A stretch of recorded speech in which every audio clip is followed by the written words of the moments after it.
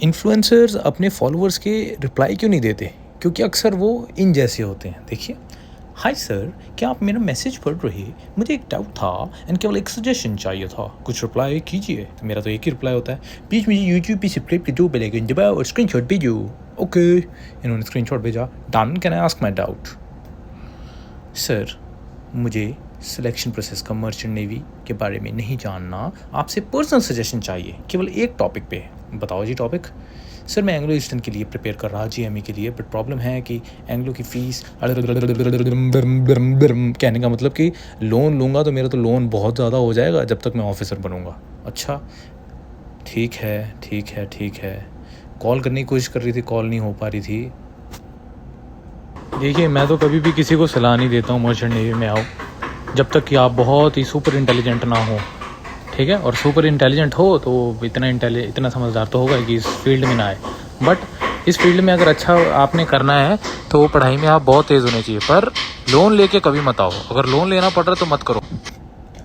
अगर Anglo eastern में selection हो जाता है तब लोन लेकर कर सकता हूँ कोर्स। अब देखो, बताया कि भाई मत करो, फिर भी एक ही बात बोल रहे हैं। सर, मोस्टली एस्पिरेंट लोन लेके ही पढ़ाई कर रहे। लोन ले तो सकते हो, कर तो कुछ भी सकते हो। आपको प्रश्न ये पूछना चाहिए कि लोन लेना सही रहेगा। देखिए, मुझे तो, अगर मैं आपकी जगह होता तो मैं तो लोन लेके नहीं करता है। एक बात कितनी बार बोलूं इनको। बाकी आप देखो यार, सर है आपका, हेलमेट पहनो या ना पहनो।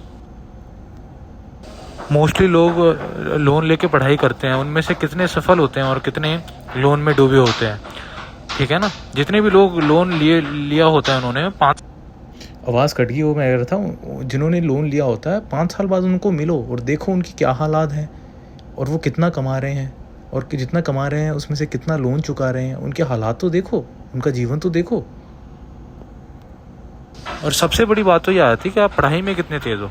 अगर पढ़ाई में कोई आदमी बहुत तेज़ है ना, बहुत तेज़ है, तो उसे मैं कहता हूँ एंग्लो ईस्टर्न में आए। वो अपनी गरीबी मिटा देगा अपनी पढ़ाई, अपनी तेज़ दिमाग से। सर, मैकेनिकल इंजीनियर के बाद 15 to 20,000 की जॉब करूँगा, ये भी तो सही नहीं है। मैकेनिकल इंजीनियरिंग तो सबसे बड़ी बेवकूफ़ी है अगर वो करते हो आप। तो पता ही है आपको सही नहीं है, इसकी बात ही क्यों कर रहे हो आप, हैं?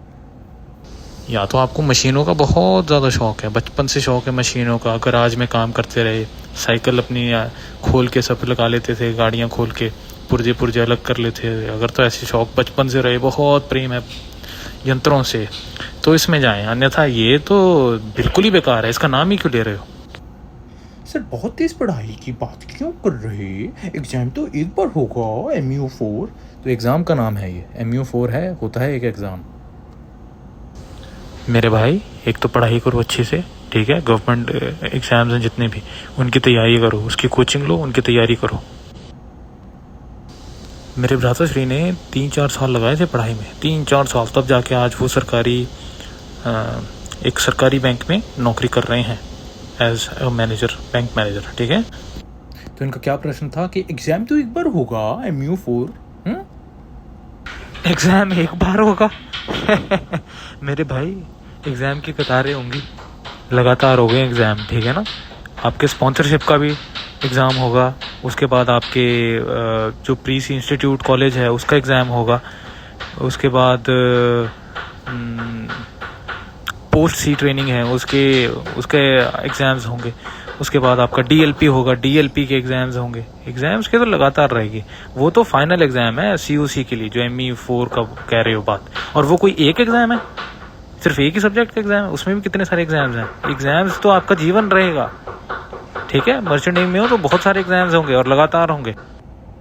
मेरे रिलेटिव हैं 3rd इंजीनियर, वो 6.5 लाख पर मंथ पाते हैं, बट मना कर रहे हैं नेवी के लिए। तो मेरे पिताजी, ओ मेरे प्रभु जी, ओ महात्मा जी, वो आपको मना कर रहे हैं, मैं आपको मना कर रहा हूँ, आपको फिर भी नहीं समझ आ रही बात यार, हैं? अब ऐसे लोग नहीं समझेंगे, ये सत्य नहीं सुनना चाहते, ये आप जो कह रहे हैं वो नहीं सुनना चाहते हैं। ये जो सुनना चाहते हैं सिर्फ वही सुनेंगे। ये सुनना चाहते हैं कोई व्यक्ति खूब बढ़ाई करे और बोले कि आ जाओ मर्चेंट नेवी में, लोन ले लो यार, सब चुकता हो जाएगा, सब ठीक हो जाएगा यार, और इनको मिल जाएगा। ऐसा आदमी इनको मिल जाएगा, क्योंकि अधिकतम लोग तो ऐसे ही हैं इस लाइन में, आपका शोषण करने वाले। सभी लोग इन्हें फॉलो करें और इनका भविष्य देखें, इनके साथ क्या होता है। इनको कोई ना कोई व्यक्ति मिल जाएगा जो बहला फुसला के इन्हें मर्चेंट में डाल देगा और फिर इनका खून नहीं छोड़ेगा। अब देखिए, ठीक है मेरे भाई, बेहतर होगा आप अपने रिलेटिव को कॉल करिए, उनसे सलाह लीजिए, देखिए क्या कहते हैं। अगर वो तो मना करते हैं, वो अगर बताते तो आपसे क्यों पूछता। लगे हुए हैं आप देखो, इतनी लंबी चैटिंग देखो, लगे हुए हैं, मानते नहीं, इनका कुछ नहीं हो सकता। बस इनके लिए वही कह सकते हैं कि भगवान आपकी आत्मा को शांति दे।